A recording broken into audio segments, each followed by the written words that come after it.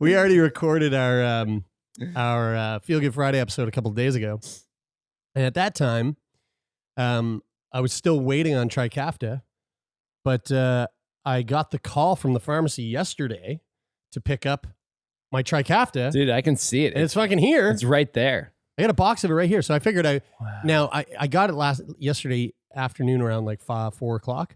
And they were like, you should wait till tomorrow morning to take the first dose. So it is tomorrow morning. Your eyes okay? My eyes are still burning because I'm still awake. It's 9:30. I'm usually not even out of bed yet. So don't tell people that. So I have it here, but here's, I just thought this was really funny. I opened it and I pulled out this like little pamphlet and I was like, what is this? Dude, it's a map. It's a It's a treasure map. It's a goddamn map. Whoa, that's like comically long. that- Like, Uh, who is reading this? Are these symptoms in every language on Earth? No, this is all English. No, it's No, not. I'm joking. No, it's not. Whoa, dude, they didn't this even use half the is- backside. This half is English. They only Yeah. used one side of it. Yeah, you No still wonder saw it's it. so long. Well, You know what? You know You know- Vertex. you know they what don't they're care doing? about the planet. Yeah, they're going. We're saving lives, not trees. That's their That's a slogan. blanket. That's a paper Hey. blanket. Did you guys know that? They're what? Their slogan is "Save lives, not trees." That's right. That's a pretty good slogan. So, actually. so this is it. So I figured I would take the first dose on the podcast, and then we'll throw into the regular Feel Good Friday. It's crazy. It's so. This is so surreal. This is pretty wild. So I mean, this is surreal for me. Like, how does it feel for you? it feels a little Shake the box a little bit. Give our audio. yeah, just for the listeners- people that just listen. You can watch all this on YouTube if you want. Yeah, if you want to see Jeremie's life literally go in a different direction, go to YouTube. Whoa, dude. When you put it that way. Jesus. So I have 2 morning pills and 1 evening pill. I'm going to take these 2 morning pills first. I feel like an old man. I got this like day 1, day 2, day 3, like Monday to Friday. You should get a. Yeah, you should get a pill. You should thing. get a. Should. You should get a Yeah. motivist. I was like, box. what are you saying? You need But a. then I understood what you're talking about. I also ordered McDonald's to show up here in like 5 minutes because I got to take it with a fatty meal. Oh, I was gonna say because like I was. treat yourself. Yeah, well, I'll 2021. let you do that, and then we can just sort of relish this moment for a So you second. take 2. Are you This is sure you're it. supposed to take 2? Dude, I did, Are here, you- let me. Did you read that? I did you did- I read the did fucking read- pamphlet? I did read that giant tree 'Cause of a it sounded like you Oh, didn't. Wait, I did. I want to watch it. Yeah, and hold I on. also- Yeah, hold on. This is for my own personal collection. It's being recorded right here. Yeah, I know, but you know, it's not authentic unless you get it from a phone. wait, look into my camera. Hold on. I'm recording Hold on. already. No, I'm not. Hold on. Daddy wants to get it on video. Okay. Here. I Come don't on now, wa- kids, That come made on. me not want to film it now. Okay. Daddy's recording. I've got the timestamp. Stop. Here it saying is. Daddy. Here we go. Oh my god.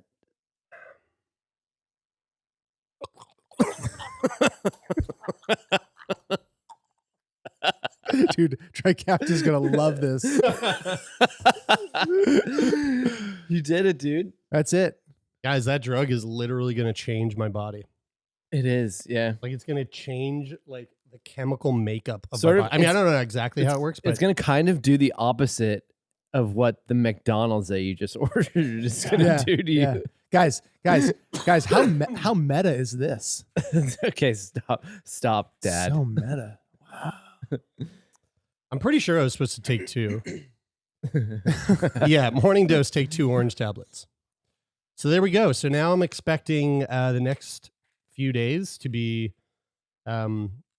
coughing so hard that I'm puking out of my ass. We should have broken some of the pills up and taken a look inside to see what's going on in there. Just this bunch of little people, like just fucking hammer, Lemmings. like Everdale characters, just building, making wheat and bread. Oh yeah, dude, I love Everdale. That's the best. Did Oh, you guys just see what I pulled out of Rupert's mouth? I hope it wasn't a fucking one of those Pill leaves. of Trikafta. He's gonna. They Yeah. give you CF if you don't have it. All right, folks. Well, there we go. That was. We just wanted to record that, and so that we could have that. We want to share it with you. Yeah, we wanted to share with you. We've been talking about it for a couple of years now, and the fact that it's here, the moment is here, is really trippy. And yeah, I can't believe I just took that pill. That's fucking wild. It is.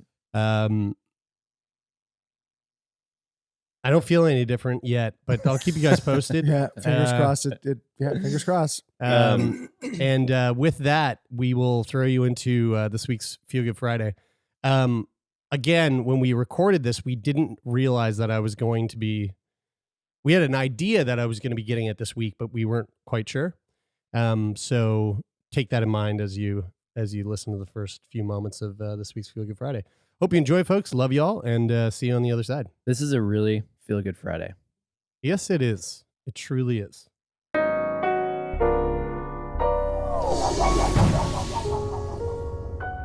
That's 91 FGF episodes. Yeah, man. It's crazy. So here's an interesting thing. Got a bunch of phone calls late last week and early this week about Trikafta.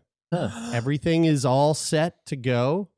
I'm now just waiting on the phone call from the pharmacy that the order's ready to be picked up. Wait, so when you get a bunch of phone calls, like what are they calling you to tell you? Sarah from the clinic called to tell me that that all the paperwork has been submitted to Village, which is the support program through Vertex.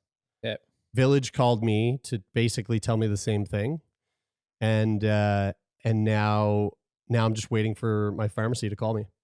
So as soon as they get it, I go get it. Wouldn't it be funny if you showed up at the pharmacy and you were like, "Hey, Jeremy Saunders here to pick up my prescription," and they came back with it and they were like, "Okay, Jeremy Saunders here. Okay, That's $300,000. $300,000." And you're like, "Sorry, nope, that should be covered." And they're like, Well, I'm like, hold on one second. Let me open up my crypto.com app and get real volatile for a second and just cross my fingers. Hope for the best. Can I buy that on margin? Yeah.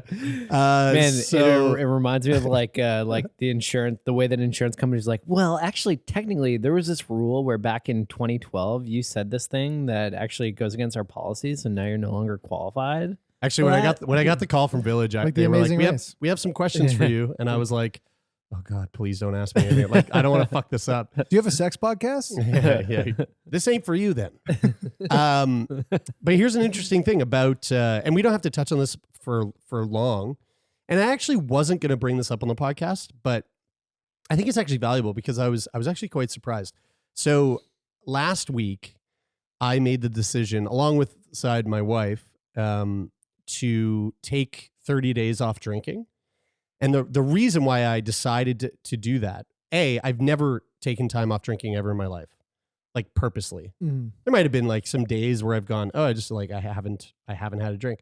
But when COVID hit, like when the lockdown started, a really great thing that the local breweries started doing in the area was they started doing home delivery, which you couldn't do beforehand. Like that was a new thing that Propeller and Good Robot and these places that I would frequent started in order to stay afloat as a business. Do they have a buy now, pay later program? They did not, no. So I was buying now and paying now.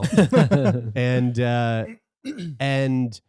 I noticed pretty quickly how problematic that became for me because I was ordering in bulk. I was ordering like many tall cans at one time. And before COVID, my drinking was I wouldn't be drinking throughout the week. It would be more like a weekend kind of thing, or like something's happening in the week that's like, you go with a couple of friends and have a few beers or whatever. But it wasn't like a daily activity for me. But I would say out of the three of us, I was drinking more than you guys were on a weekly basis before the pandemic.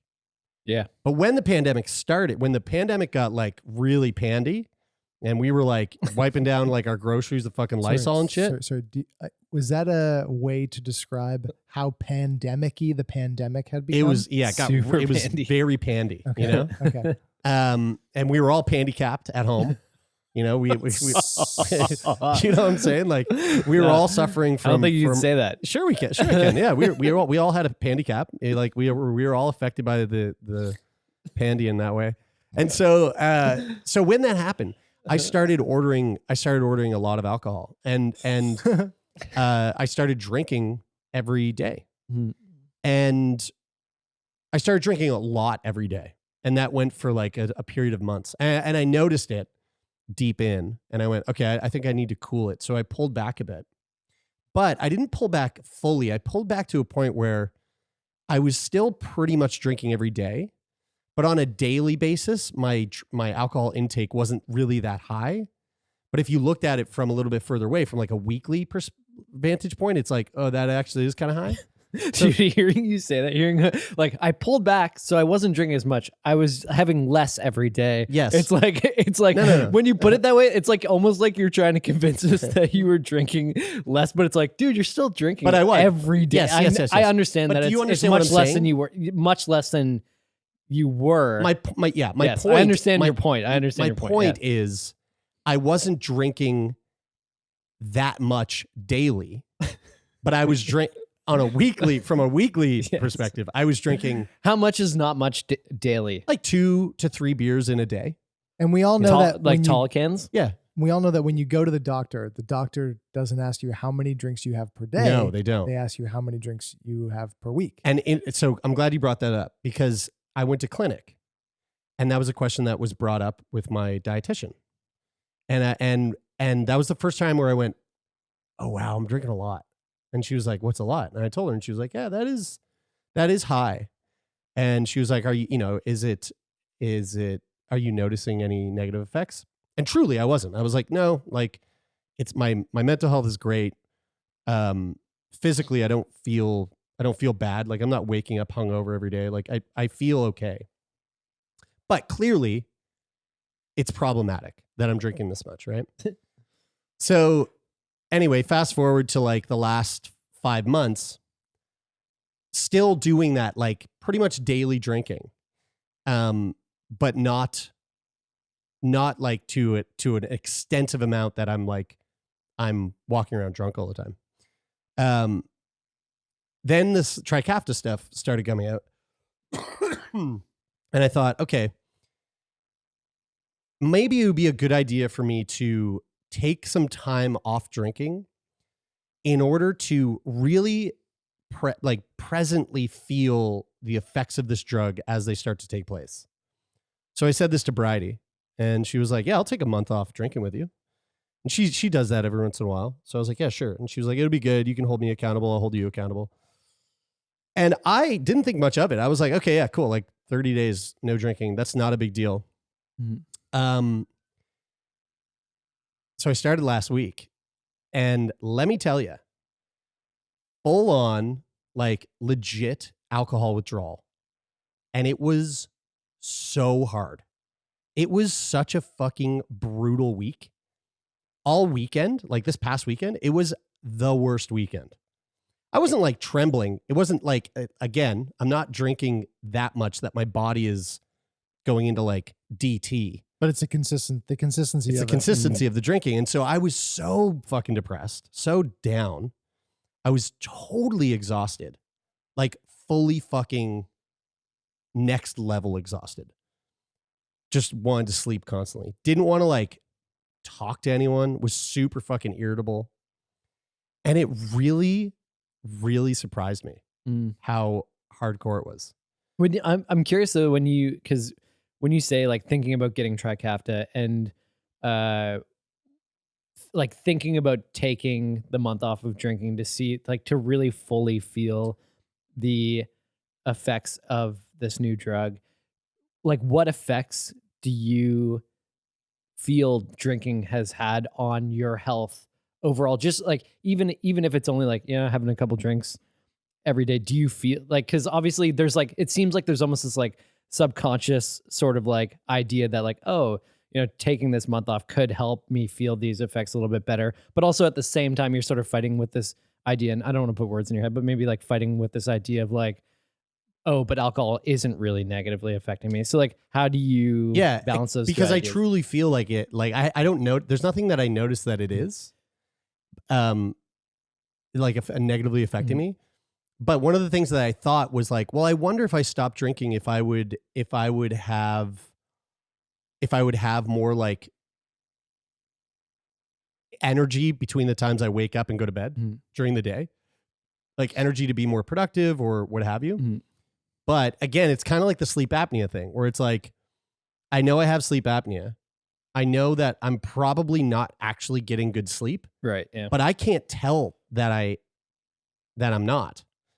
I feel like I'm getting great sleep. I sleep like my eyes close and I'm out. And then I wake up and it's morning. And like there's no disruption to my sleep. And I don't feel exhausted throughout the day or anything. Like so I'm like, well, fuck, I guess I got sleep apnea, but also who and then when I try the fucking sleep apnea machine for 2 months, I'm like, dude, I can't sleep. I'm not getting any sleep with this fucking machine. And in the days, I feel like shit because I'm just awake with a fucking CPAP machine blowing in my face all night. And so I was like, fuck that machine, and I threw it away. And look, I know that that's not the way to do it. But for me, quality of life is higher by not fucking with it. And I felt the same way about the alcohol this past week where I had a number of moments where I called up Brady and I was like, dude, this is awful. Like I am way more able to tolerate life by just having a few beers every day. But you're just in a transition. Exactly. Yeah. I'm in a transitional period. That transitional period never came with the sleep apnea machine after like 2.5, 3 months. And this is like, we had this, we chatted about this yesterday, and I likened it on the extreme end to, alcohol is an addictive substance. Yeah. That's it. Yeah. And when you stop having it, when you're having it on a consistent basis, your body lets you know that it was dependent on it. Yes. From a biological. Same as if you just stop drinking coffee today. Like you'll get headaches and blah, blah, blah, whatever the symptoms are. And I very much likened it to when after my accident, when I stopped taking Dilaudid, it was like, I went through a 24-hour hell of withdrawal symptoms from the Dilaudid. Yep. And it wasn't like when I was taking the Dilaudid, I wasn't going every time I take the Dilaudid, I'm like, this is incredible. Like I never had that feeling. Mm-hmm. But when I was going through the withdrawal, the desire to take the Dilaudid was because the Dilaudid will make this feeling stop. Yeah.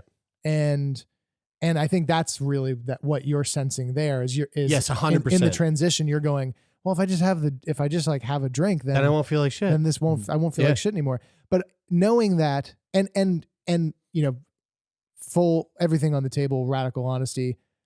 I've honestly never seen a real negative impact from you drinking, but But you also see how much I'm drinking. I see how much you're drinking. And Brian and I have talked about it. I'm drinking a fucking non-alcoholic beer right now. I feel like I was going to say exactly what you're about to say. In so the same way that I also agree. I haven't seen negative effects of it. However, it does concern me knowing how much you drink. It's been on my radar as like if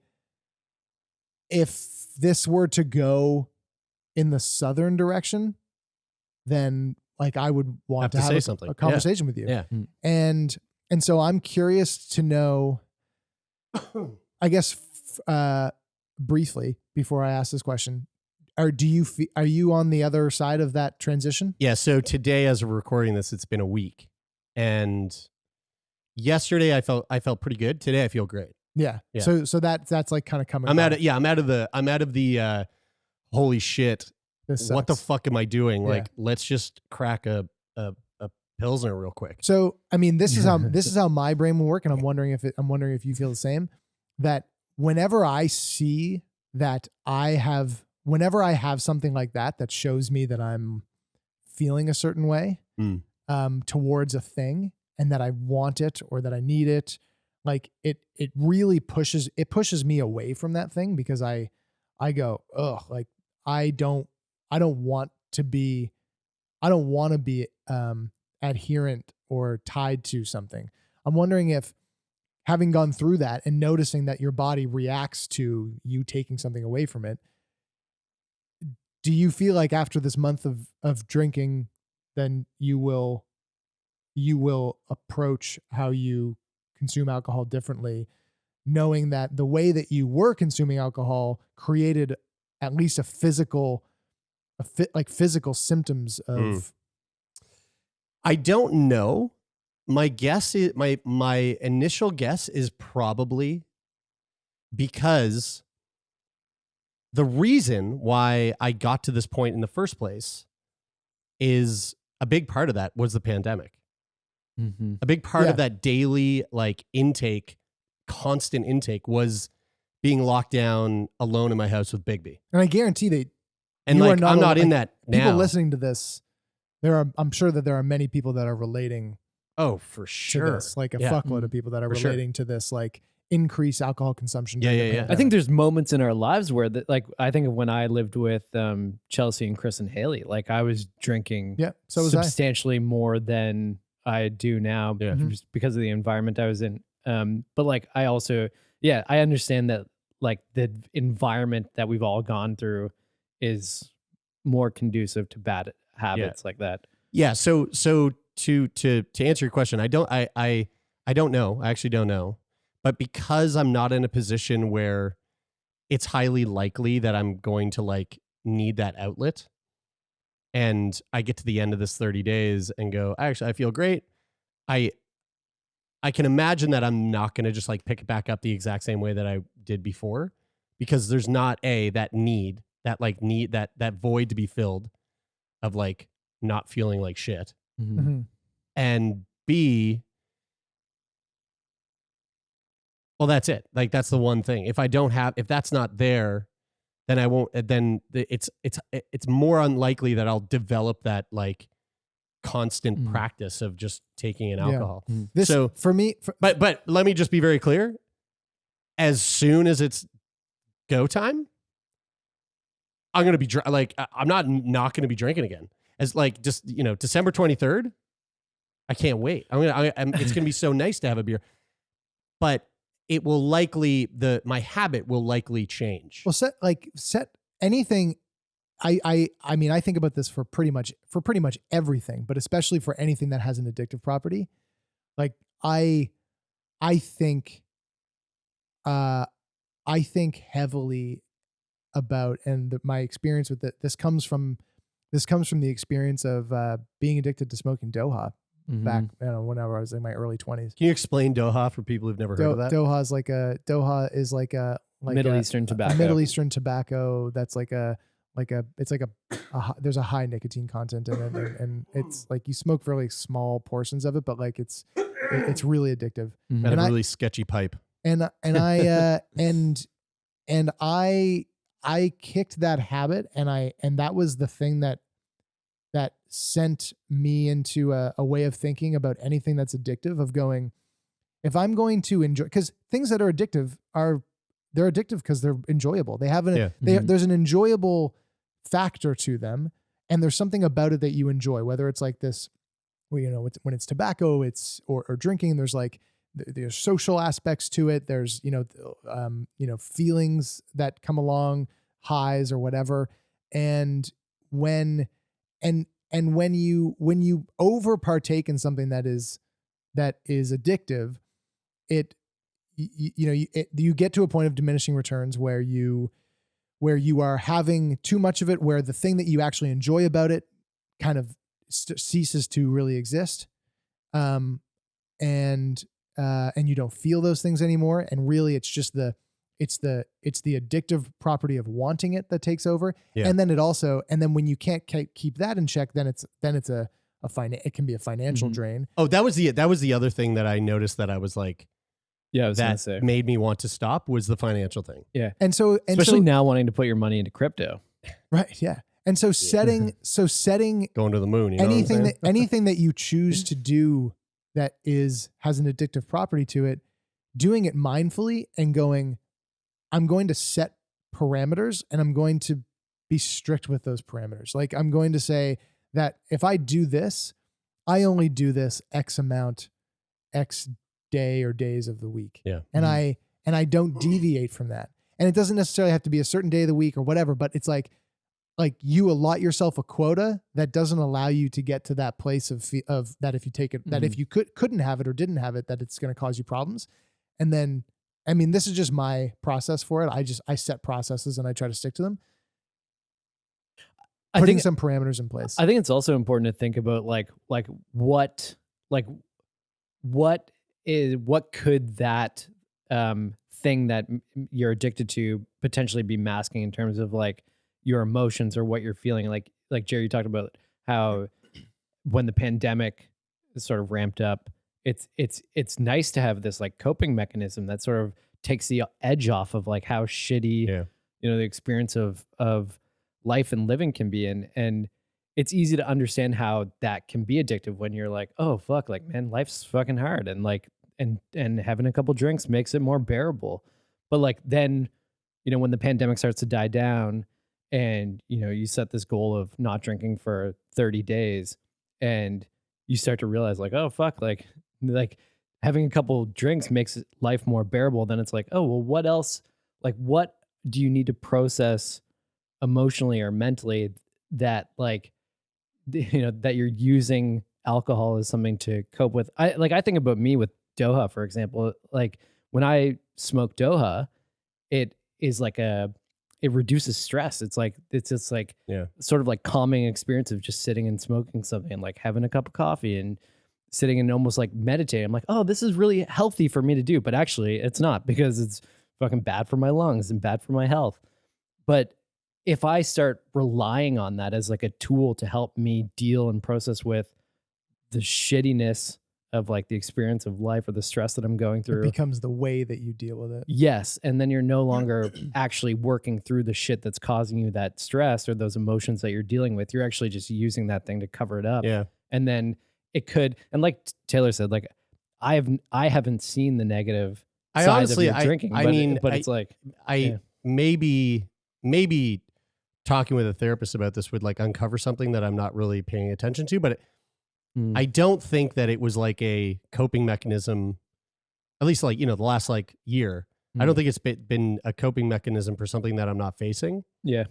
Rather, it's just an addiction. Yeah. It's just this makes me feel good. And I like that. Yeah. And that's it. Yeah. It was just like, because that was the thing that I noticed. But I guess when I stopped, I went, I went to a concert the other night. I went to a fundraiser. It was a Fleetwood Mac cover band, and they do this show once every year. They've done it for 10 years. They're fucking amazing. There were 700 and something people in the marquee. It was fucking packed. Everyone was having the best time of their life. And I was drinking an Erdinger. And I remember standing there going, this is a really great show. And I really am enjoying myself here.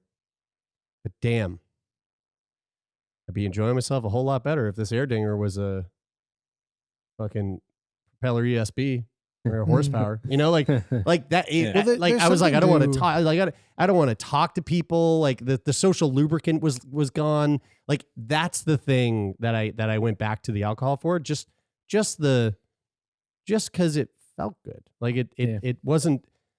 And again, maybe I'm naive, but I really like, I've thought about this, and I really don't think that there was some underlying thing that I was trying to like suppress. But yeah, I think of that, and so a question I would have for you is like looking back on this the past couple of years and like knowing where you're going after these 30 days is, do you want to not go back to drinking every day, or do you like knowing that it could just be an addiction too? Like, would you like to not go back to drinking every day, or do you see that as like, I don't have a want to not go back to that. Like, there's not a part of me that's like, geez, when this is over, I hope I don't start doing that again. But I also don't. There's also not a part of me that's like, man, when this is over, like I can't wait to start drinking every day again. Like I think there's like there's the challenging thing with what with the habit that you had for it, which is distinctly different from when I stopped drinking like I used to. It was very different. I never drank during the week. If I did, one beer here and there. But it was heavy drinking on the weekend, Friday and Saturday. Yeah. And like drunk Friday, Saturday. And that was the habit. It was Friday, Saturday. These are 2 days to get fucking drunk. Yeah. And I've never even really had that. Like that's also just not really me. Yeah. And so this is different. But the thing that the thing that Yeah, helped you've me. never really been as drunk as Taylor used to get drunk. Actually, no. I no. I mean that because it's Yeah, I a don't think high you've ever bar. seen it. It's a fucking high bar Yeah. that Taylor set. and which is like Yeah. which is a big reason why I don't go there. Yeah. And I Good thing. consciously don't go there anymore. But what Yeah. was really helpful for me, and again, like I think it's good that we're talking about this and that we've all had different relationships with alcohol, Mhm. and what you are doing right now and how you're reflecting on this is really just like we've all had this reflection in relation to our own experiences. Mm-hmm. And for me, it was getting drunk Friday, Saturday, like really drunk, and then when I picked up riding my bike, it was like, oh, I can ride my bike during the week, but on Saturday and Sunday, those are the days where I can like really go out and ride my bike because I can go long distances. I don't have nearly as much shit to take care of. I don't have as much responsibility, so I can go out and I can ride my bike for 100 kilometers and go out for 3 or 4 hours. And it was like, well, if I go out and drink, I cannot do that. Like, that is not going to happen. Yeah. And the desire to ride my bike on the weekend really started to outweigh the desire to drink. And then that was like, not that I wouldn't have stopped drinking without the biking like that on the weekend, but that was like, that was a reason for me to like do it faster and like, and what really made me want to do that. And I don't know. And I don't really know what I'm saying here other than to say that was something that helped me. I don't know if that's something like, I don't really think that is super relevant to you since you're not getting wasted. You're just drinking a little every day. Yeah. Also, you have the ability, like when we would go supping in the mornings, I remember a couple nights where you're like, I'd probably have one more beer, but I'm not going to because I'm going to get up early. Yeah. So like making that responsible decision, that's not like I mean, when I got into F1, I was like, Saturday night, I don't want to drink too much because the race starts at 8 a.m. tomorrow, and I want to watch that. Bike racing was like that for me too. Yeah, it's fucking like 6. Tour de France starts at 6:37 in the morning, and I'm going to wake up and watch it. So I can't be fucking drunk. Jared, I wanted to like moving on from this a bit, but coming back to Trikafta, I wanted to ask you because obviously the last time we had a conversation about Trikafta was a pretty emotional one. Yeah, right. How have you been doing with the sort of mental health side of things? Yeah, good. I mean, I talked to my therapist about that, and yeah, I feel good. Like I'm excited to take it. I'm more than anything, I'm just curious. I'm just curious about what it's going to be like, how I'll feel. Again, there's so much unknown that I'm like, I don't fucking know. Like, I don't know what, like in 6 months, what am I going to feel like? I don't know. Are you nervous about this first month? Because it's supposed to be like quite the purge. Eh? Yeah, I'm not so much nervous, but I am taking precautions. This drinking thing is a part of that. And I'm getting like body work done. Bridie's in massage school right now, so I'm getting her to like give me a massage and stuff like that. Because one of the things that I struggle with when my cough is increased is that I tend to throw my back out. And that is like the worst. Like throwing my back out is worse than having CF sometimes. Like it's so highly frustrating. It might be the last one. So that's the thing is, and for people that don't know this, some people, when they get on Trikafta, the first 3 days to like 2 months, you go through this like crazy purge of like coughing up mucus. Because it's the mucus that you haven't been able to break down. That's just been sitting there. Yeah, I suppose so. It's like all the mucus that's just like clinging to the what are they called? The cilia. Cilia. And that cilia is going to like be able to actually work the way that it couldn't. So I'm guessing that's where this purge comes from. So crazy. So I'm anticipating a lot of coughing as soon as I start the drug. And I'm not so much looking forward to that. I'm hoping it won't be too bad, but I've heard it. I mean, I've heard some stories of it being really bad for some folks. One in particular, someone who had like a 30% lung function, they got on it and they were coughing like this for like 8 weeks. And at the 8-week mark, they called the clinic and they were like, I honestly don't know if I even want to continue taking this drug. Whoa. Like that's how hard it is. Whoa. And then 2 days later, it just stopped. Whoa. And they were like, I'm amazed. I feel great. Yeah, it's like So- diarrhea for your Yeah. lungs. Yeah. It's like lung diarrhea. Yeah. It's just like having 8 weeks of diarrhea. You're like, fuck this. This ain't worth it. You know? Yeah. So I don't know. We'll see. We'll see. Rupert had diarrhea for a pretty long time. I was feeling pretty bad. He was probably feeling really shitty about it. He Yeah, probably he just didn't was. want it. He probably wanted to give up, yeah. you know? Didn't though. Speaking of life-changing medication and Vertex, here's a little interesting piece from the New York Times. There is a potential cure for diabetes 1 Whoa. out there. Crazy, right? It's not confirmed yet, and there's still some years to go in terms of research. But this guy, Brian Shelton, he had type 1 diabetes, or has, I guess. Maybe had, I don't know. And it's totally like ruled his life. So when his blood sugar would plummet, he would lose consciousness without warning. One time he crashed his motorcycle into a wall. Whoa. He passed out on a customer's yard while delivering mail. And following that episode, his supervisor told him that he should retire.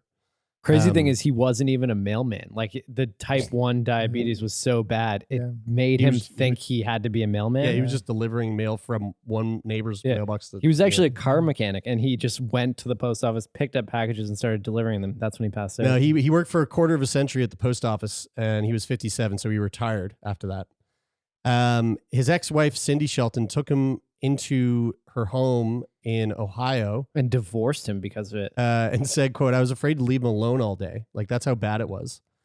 But earlier this year, she spotted a call for people with type 1 diabetes to participate in a clinical trial by Vertex Pharmaceuticals, same people that made the Trikafta. And who sponsored this podcast? No, that's not true. Not yet. Don't say that unless we're getting paid. The company was testing a treatment developed over decades by a scientist who vowed to find a cure after his baby son and his teenage daughter got the devastating disease. So Mr. Shelton was the first patient on this trial. And on June 29th, he got an infusion of cells grown from stem cells, but just like the insulin-producing pancreas cells his body lacked. Now, his body automatically controls its insulin and blood sugar levels. So he got this infusion, and now his body just does what it's supposed to do. Whoa. Mr. Shelton is now 64, and he may be the first person cured of type 1 diabetes with a new treatment that has experts daring to hope that help may be coming for many of the 1.5 million Americans that suffer from type 1. That's crazy, right? And type 1 is far less common than type 2, I think. We should know this because we've talked about it at length. I mean, you can Google that pretty quick. I believe type 2, because type 2, and I think that there's a stigma around type 2 diabetes that like it's fully brought on by your own life choices. Yeah. And to a certain degree, there obviously are life choices that you can make, dietary choices that you can make that can lead to a higher Type 1 cannot be of it. prevented or cured. Type 2 can be prevented through lifestyle modifications.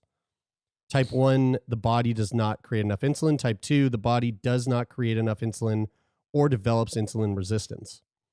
Type 1 causes are unknown, but genetics may play a role, whereas type 2 causes include genetics, aging, inactivity, obesity, and more. Right. So there's a preventative nature to type 2 that does not exist. It's not for like type 1. it's not. I think the stigma is that it's like exclusively like, if you get it, then like that's your fault, which isn't Not the case. Yeah. Or not the case for everybody, I should say. And I wonder if, I mean, it sounds obviously from this guy's case, I just skimmed through the article. It sounds like that this guy is on the extremely positive end of what's going on with this thing. Yeah. So diabetes experts were, obviously astonished, but they are urging caution. So the study is continuing and will take place over 5 years, which involves 17 people with severe cases of type 1. And this is, again, just for clarity, is not intended for people with type 2, which you said is more common. Quote, "We've been looking for something like this to happen literally for decades," said Dr. Arl Hirsch, a diabetes expert at the University of Washington, who was not involved with the research.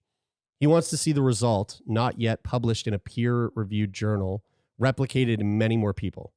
He also wants to know if there will be unanticipated adverse effects and if the cells will last for a lifetime or if the treatment would have to be repeated.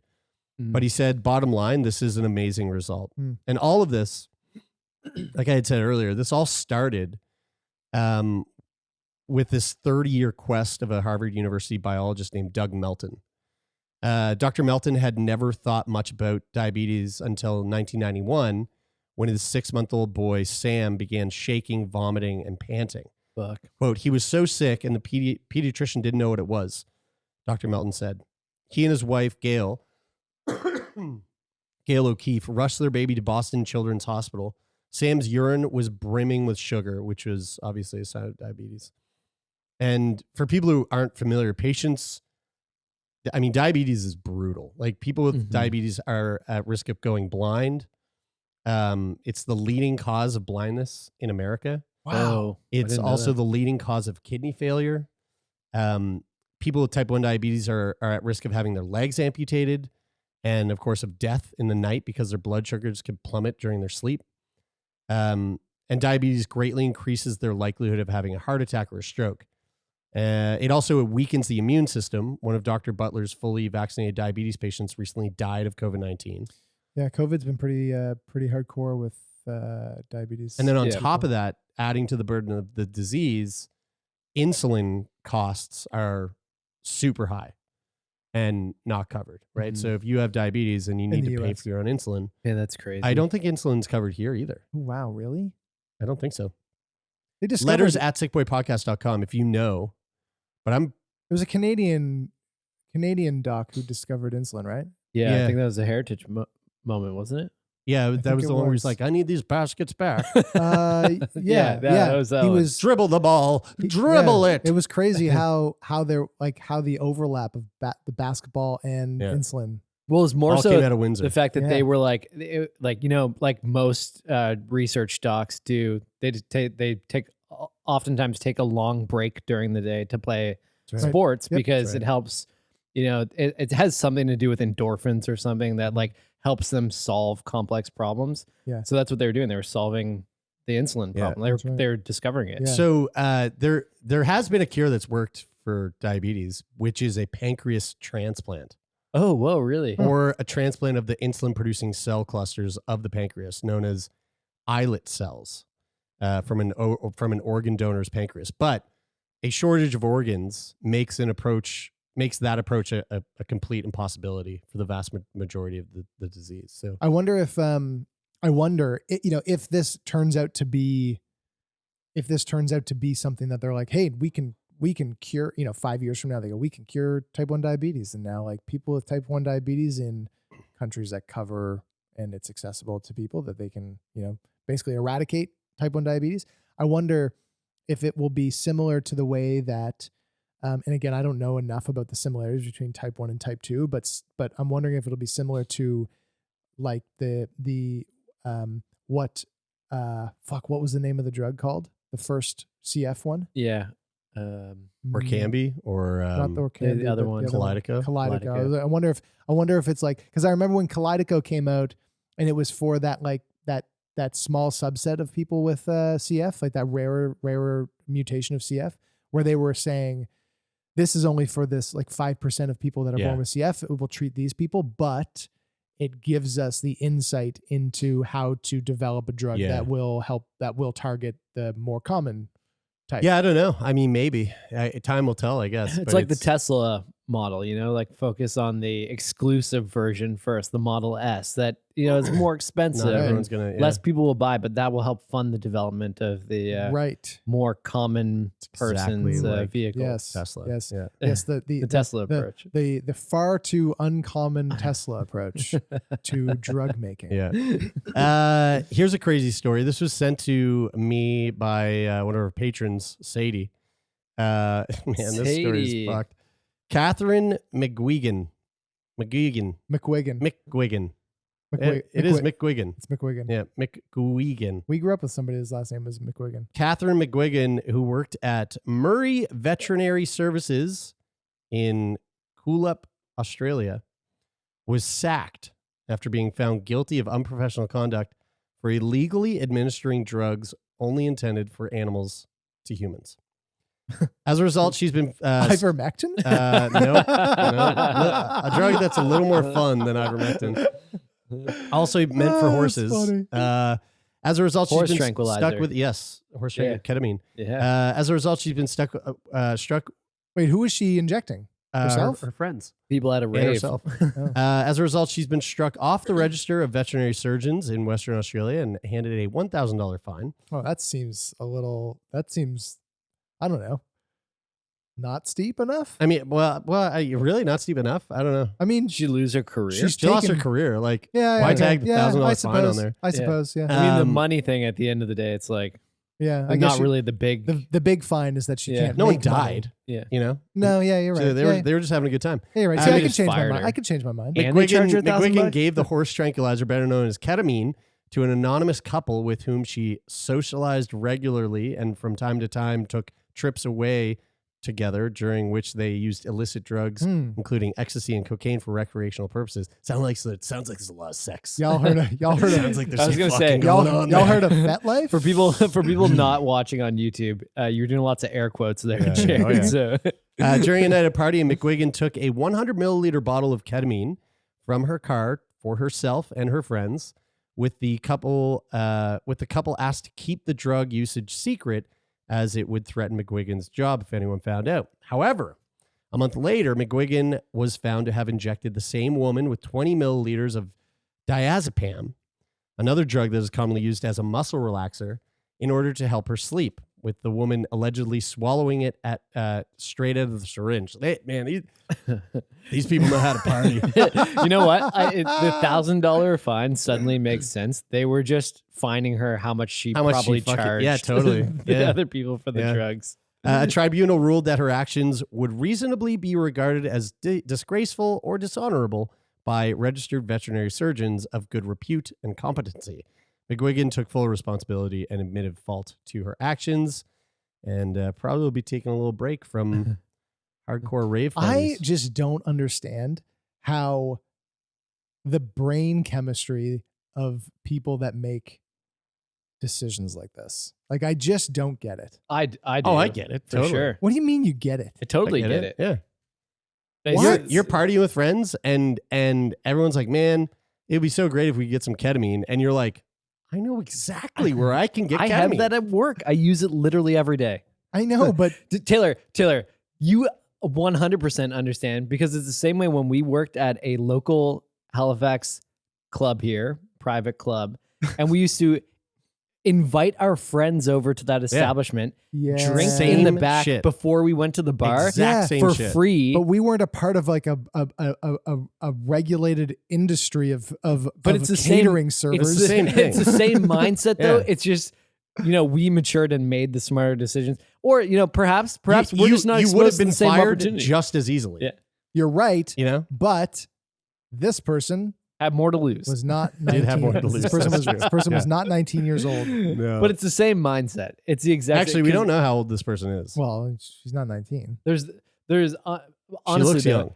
it's because like young think about woman. it though. Think about it though, because you would have made that same decision to do that thing that we did when we were 19, probably at 24, No, I wouldn't. have. 23. And if I had, There's like very fine line and somewhere you know in the what, middle there. and you know where- what I wouldn't have done. You know, in I would not have made those choices at said private club if I had previously made a life commitment to catering. Let me throw this out there. Let me If throw I this out had, if there. I had said I want my career to be catering, I Actually, would not have made those if you were choices. smart enough to make that decision to make your career catering, you might also be smart enough to make that decision. Hey, whoa, dude. We love our caterers.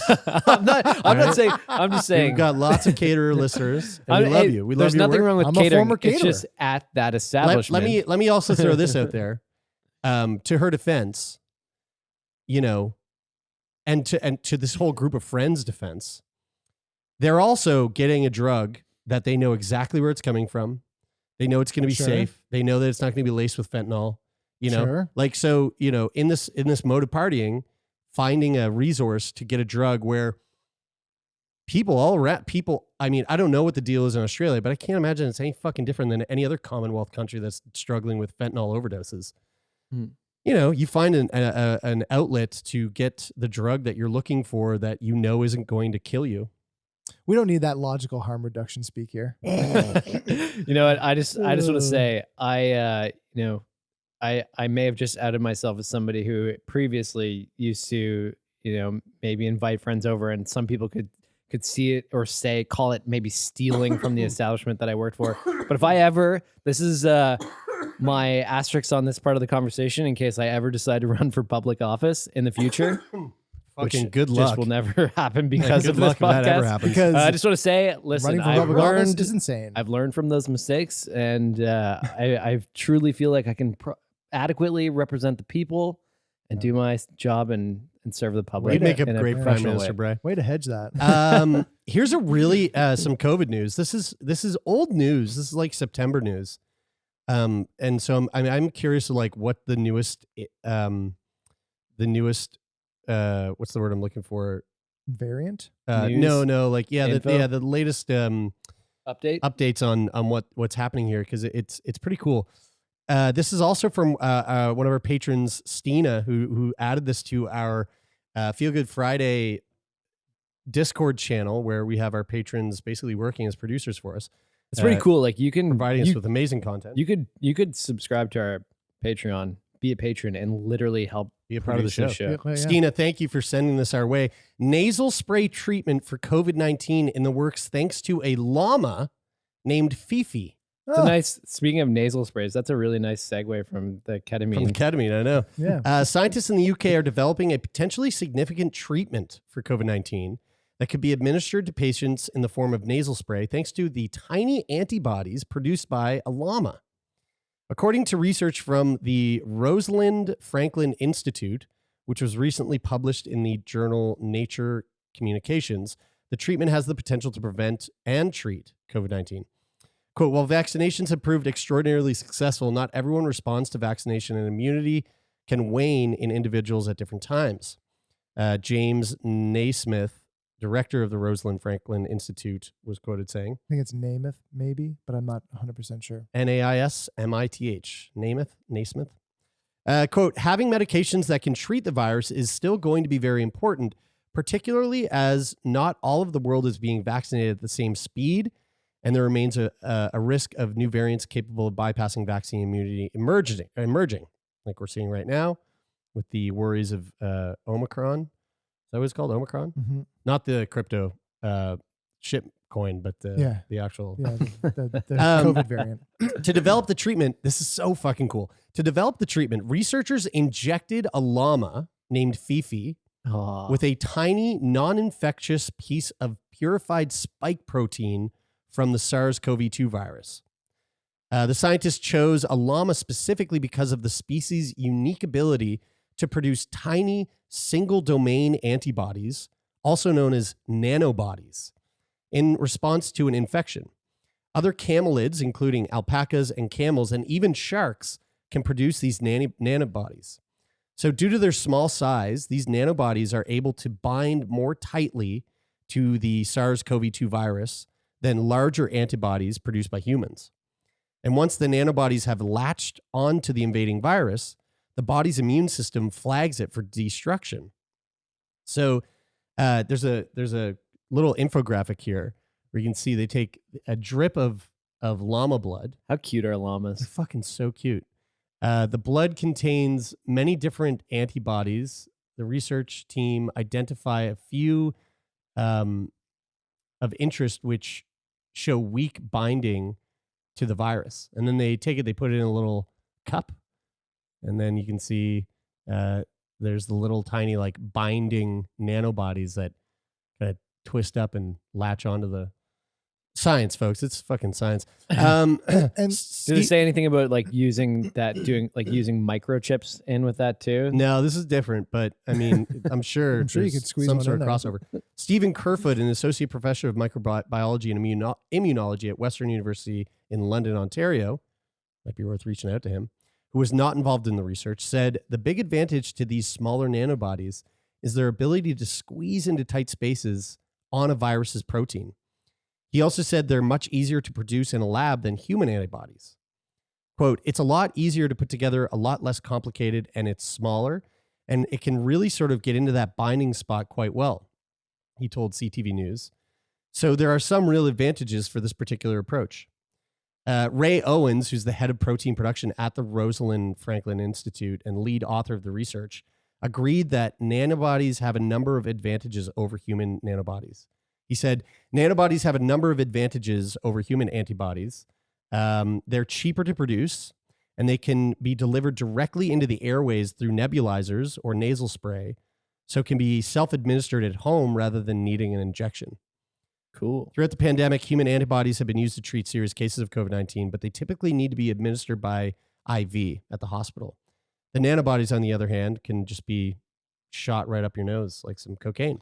What if they just started flying crop dusters around and just like crop dusting whole cities with these nanobodies? No, I think you're I like this idea. you're negating there's the Stick inhale. it in the fucking in the vents. diffuser. People don't yeah, mind. yeah. People don't mind putting a nasal spray in, but they do not like Chemtrails. chemtrails. They really do not like chemtrails, especially the people that are, like we argued on the show last week, are going to be the net winners of these types of products.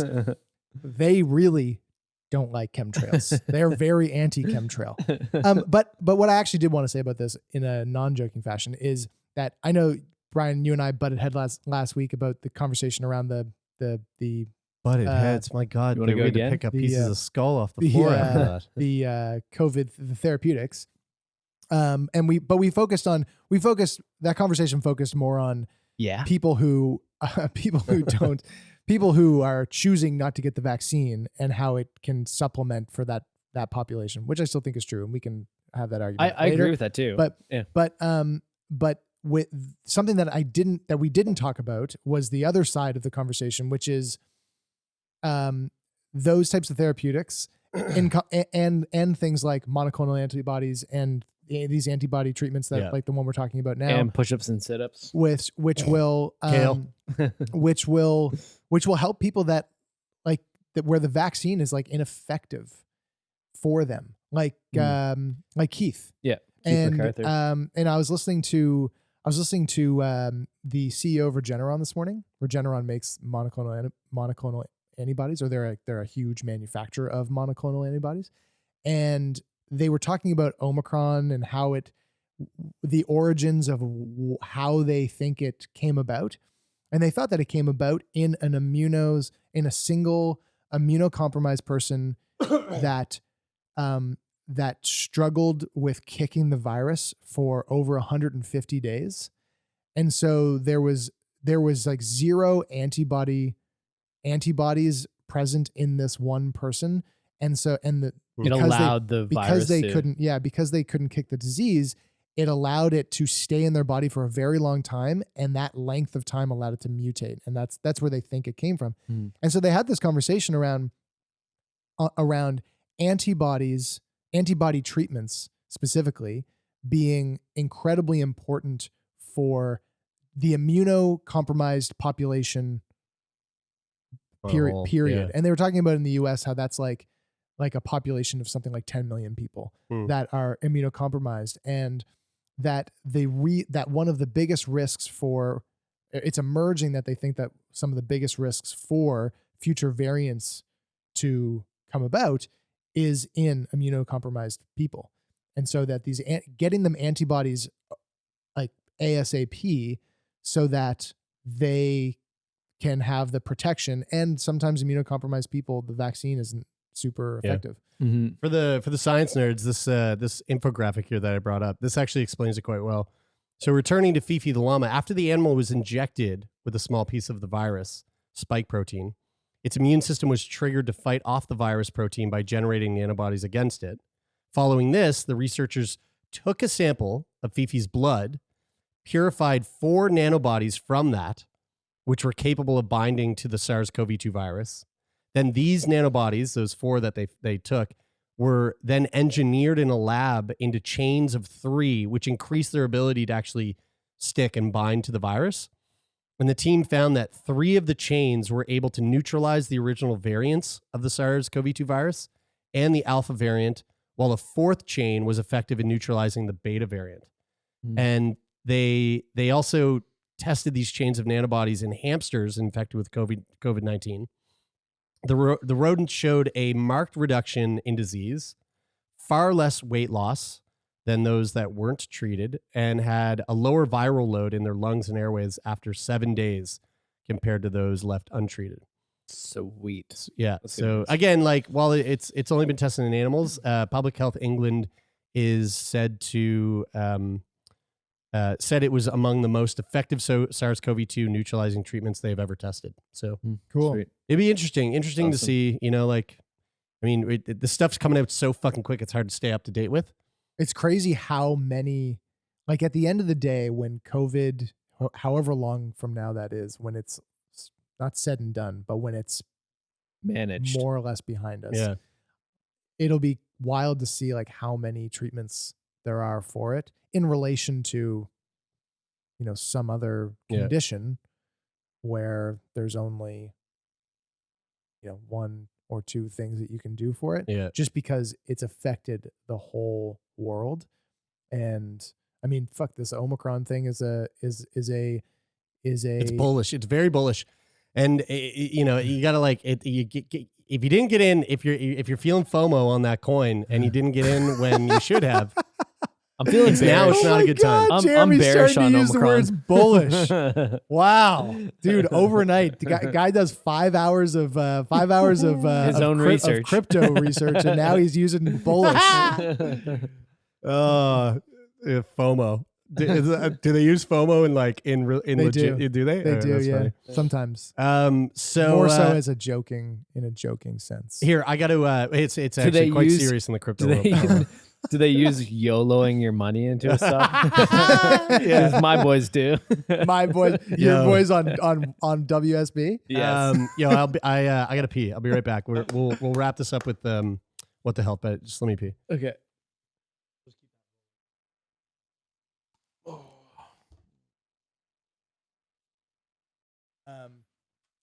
Actually, the guy from Regeneron, he said this morning, and he was saying from his position as CEO, he was like it has been incredible how challenging it has been from a company standpoint to get anything done for COVID that isn't a vaccine, because everything that you do to try and create something to help with COVID from a therapeutic standpoint is looked at from the government as detrimental to the vaccine effort, which is insane. Like I get it. Like I get that idea. But at the same time, like, how can you, he basically was like, the FDA is actively like disincentivized from approving treatments. Like when we were arguing last week, I fully agree with everything that you were saying. It's more of a timing thing for me. But I think the government is also like, the government looks at it that way because they're like, oh, it's fucking, like, I don't think the government should look at it that way because I think they should fund therapeutics. But it's more so like we just need to get, like, the best thing we can do is that we have vaccines right now, and we need to encourage people. And I understand that there's going to be people who just never get vaccinated. One of the things was that if you grant, one of the provisions with the FDA is that if something has emergency use authorization, that comes with a caveat. Technically, I feel like it just should be amended because of the circumstances. But one of like the stipulations of being given emergency use authorization is that there is an absence of treatment. Oh, really? So like if there, So that's why they don't want to have treatment. so available. you I don't know if you noticed this, and this isn't fucking conspiracy talk. The vaccines got full authorization from the FDA, and then it was like Merck has a pill, Pfizer's got a pill, like almost immediately. Yeah, let's bang this out real quick. All right. Ready for this week's edition of What the hell? Wow. Strong. I don't like this story because it's sad, but I like the story. Was it sad? And I'll just leave it at that. Teenager injected himself with mercury in attempt to be like X-Men superhero. Oh, fuck. That's Bad. really bad. A teenage boy once injected himself with mercury in attempt to give himself superpowers. The 15-year-old boy is said to have wanted to emulate Marvel's X-Men superhero Mercury, but instead ended up with painful ulcers that refused to heal. He is also reported to have allowed spiders to bite him in the hopes that he could become like Spider-Man. Wow. Unintended consequences, you know? The unusual case was written up in a report in the National Center for Biotechnology Information. There's only one thing we can do now, guys.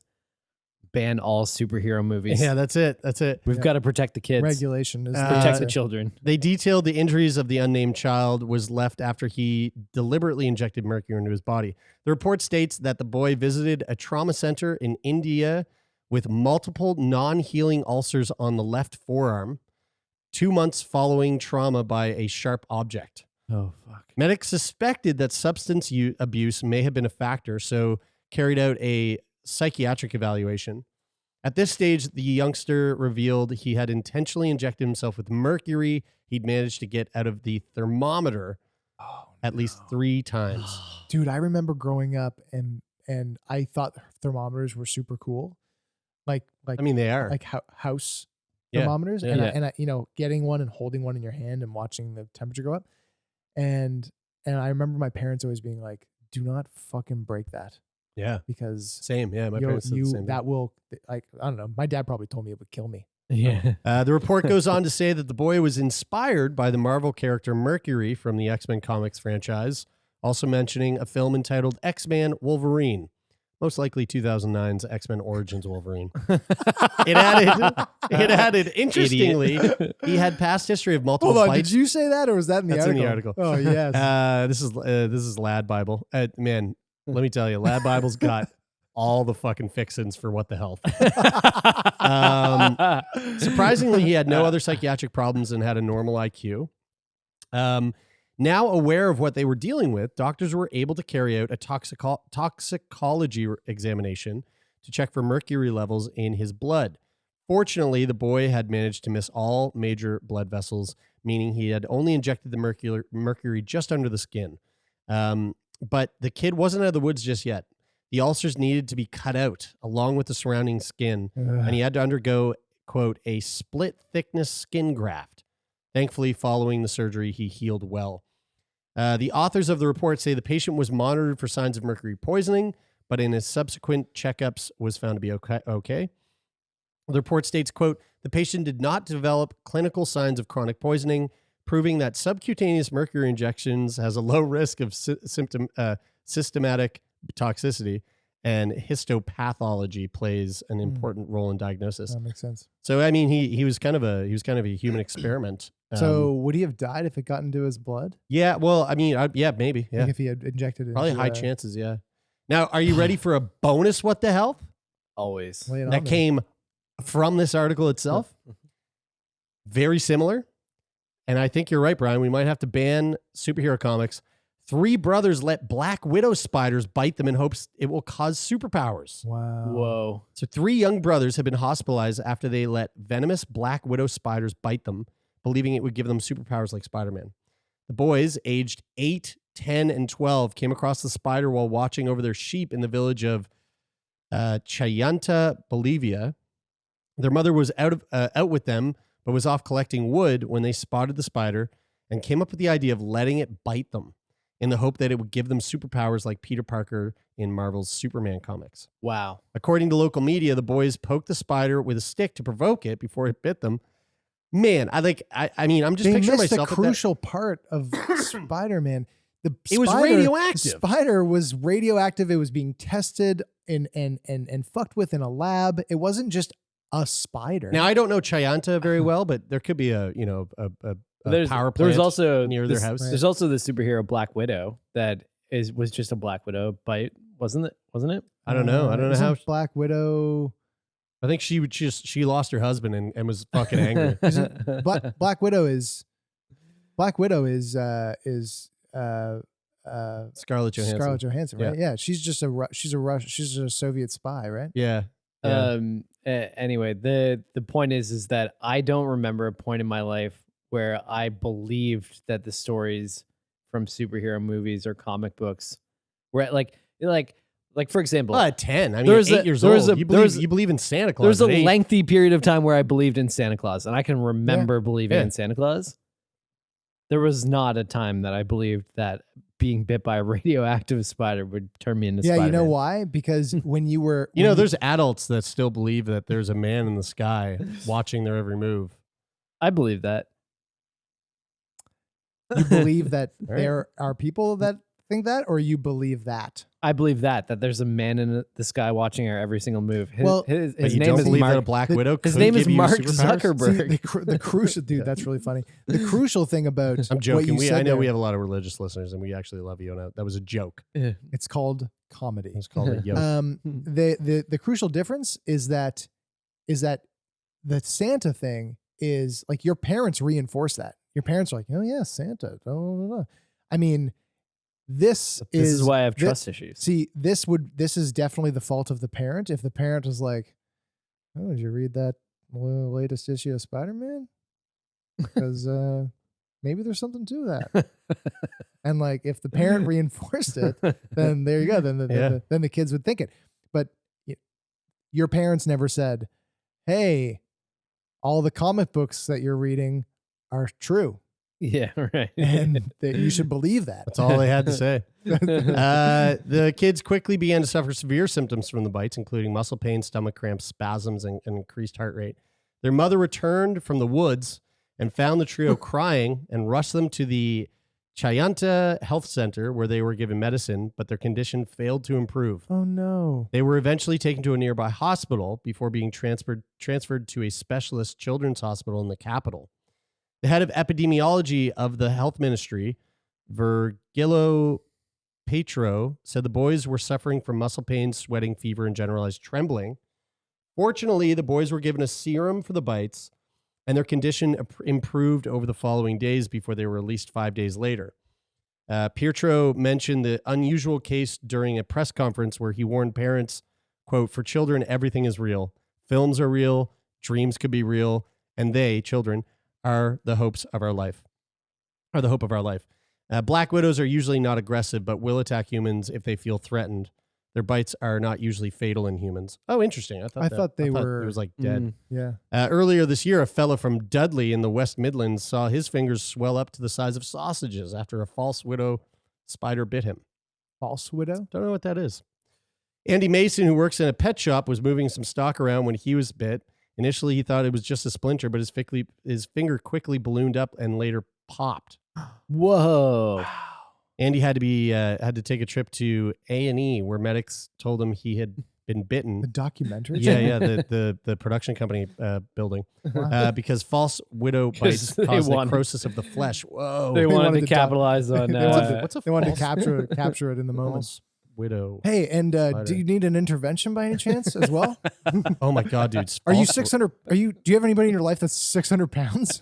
The false widow is a type of spider. The noble false widow. This is a very scary How much spider. clutter do you have in your house at home? Do you have any Jesus. orders? Dude, look how fucking scary that spider is. Oh man. Yeah, hate don't fuck with a spiders. false widow. Oh my Lord. Fuck spiders, dude. Fuck them all. Fuck them. I hate them. I've grown quite fond of them. You had Dude. you were an That's arachnophobe Yeah, I as was a kid. I was.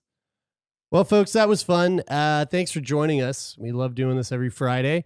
And as usual, we're here Mondays, Wednesdays, and Fridays here on YouTube, only on Fridays. So if you want to check out the episode in visual format, HD 4K. Wow. It is. Then In a you can go to world. YouTube and hit subscribe and hit the bell icon so you get notifications every time these videos come up.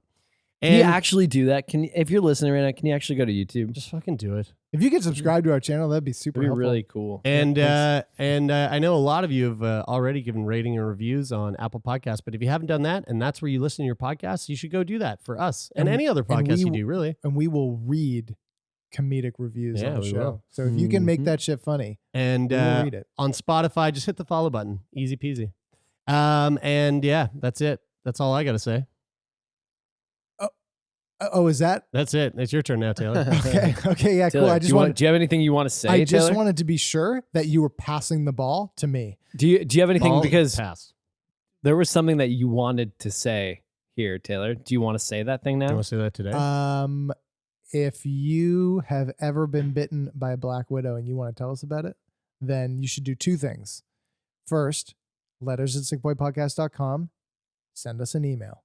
Or if your finger blew up or any other sort of really negative outcomes from that, then go to sickboypodcast.com/contact and fill out the guest form. We'll talk to you all about it on the show.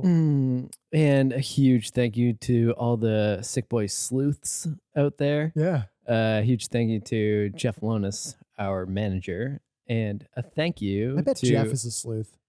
he is totally 100%. He's an internet sleuth. Yeah. You guys want to join like some Reddits where there's internet sleuths and just like sleuth along with And them?